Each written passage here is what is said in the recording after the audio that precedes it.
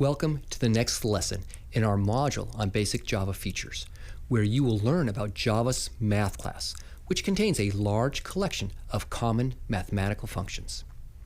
After completing this lesson, you will understand the purpose of the math class and be familiar with many of its methods.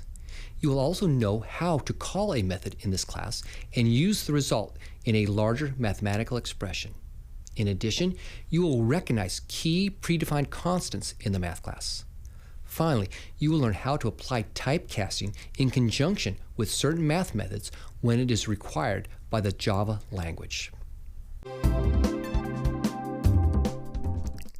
In this lesson, we are going to learn about Java's math class and its available functions and how to use them.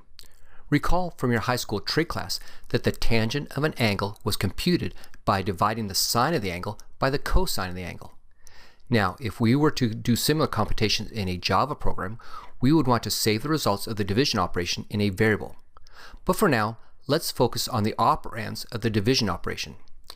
When we see sine of x, we understand that there exists some function sine that takes a parameter x, which represents the angle we are interested in, and the function called sine of x will return the value of the sine of that angle.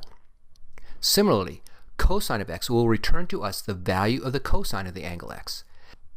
It is functions like these that we want to explore in this lesson. The Java language provides many useful predefined functions, which are grouped together in collections called classes. In particular, there is the math class that provides many of the standard math functions that we may want to use. In Java terminology, these functions are referred to as methods. And for the math class, all these methods will return values back to us that we can then use as we wish. To use or call these methods, we need to specify the class name, which is math with a capital M, followed by a dot, which is followed by the name of the method. The parameters that we want the method to operate on are specified in parentheses, just like in mathematics. The math class and its methods are available to all Java programs. You do not need to do anything special in your code to indicate that you want to use them. Most of the math methods expect you to supply parameters on which you want them to operate. Again, these go inside the parentheses that follow the method name. If there are multiple parameters, you separate them with commas. You must always have the parentheses for the list of parameters, even if the method does not take any parameters. In that case, the parentheses are empty. And a key feature of all the methods of the math class is that they return a numeric value that you can use in some expression. Here are several examples. Calling math.square-root will compute the square root of the parameter. Calling math.absolute value will compute, you guessed it, the absolute value. And calling math.min will determine which of two values is the minimum or smaller value. Here are some of the more popular math methods.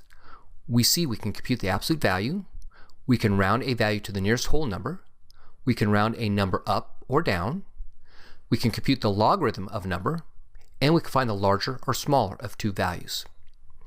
We can also compute the result of raising one value to the power of another. We can compute the square root and the standard trig functions sine, cosine, and tangent.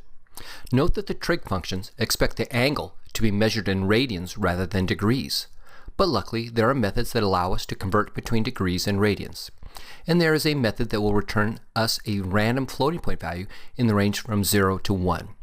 Note that this is an example of a method call with no parameters. The math class has many more methods than the ones presented here. Perform an appropriate web search for a complete list. The math class also has two predefined constants, e, which holds Euler's number that is often used in calculating compound interest and other calculations, and the constant pi that we use in geometry and trigonometry. To access these constants, you must use the dot notation with the class name math.